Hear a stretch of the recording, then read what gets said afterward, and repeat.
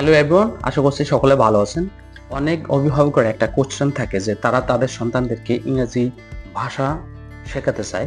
তো ওনারা একটা বিষয় কনফিউজ যে কোন বয়সটা হচ্ছে পারফেক্ট বয়স, যে বয়সে তারা তাদের সন্তানদেরকে ইংরেজি ভাষা শেখাতে পারে।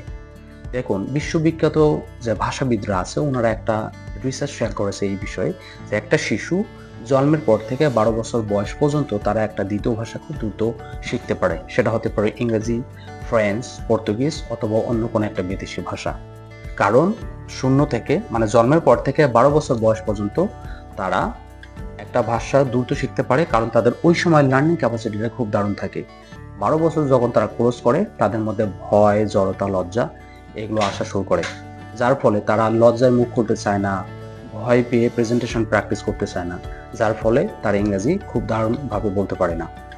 পাশাপাশি আরেকটা বিষয় যেটা, যে আমরা একটা দ্বিতীয় ভাষা শিখতে গেলে আমরা যদি প্রোনাউন্সিয়েশন অথবা অ্যাকসেন্ট মেনটেন করে কথা বলতে চাই, সেক্ষেত্রে আমাদেরকে কিছু এক্সারসাইজ এবং ভোকাল কর্ডের ব্যবহার করতে হয় সাউন্ডসগুলো মেনটেন করার জন্য।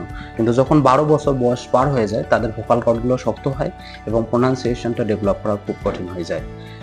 তাই আপনার সন্তান যদি জন্মের পর থেকে 12 বছর বয়সের মধ্যে হয়ে থাকে, খুব দ্রুতই তাদেরকে একটা ল্যাঙ্গুয়েজ প্রতিষ্ঠানে দিন, যাতে তারা খুব দ্রুতই একটা দ্বিতীয় ভাষা, সেটা ইংরেজি অথবা পর্তুগিজ যে কোনো ভাষা, সেটা খুব দ্রুত ডেভেলপ করতে পারে এবং সেই সাথে প্রোনাউন্সিয়েশন এবং অ্যাকসেন্টটা মেনটেন করে এটা ডেভেলপ করতে পারে।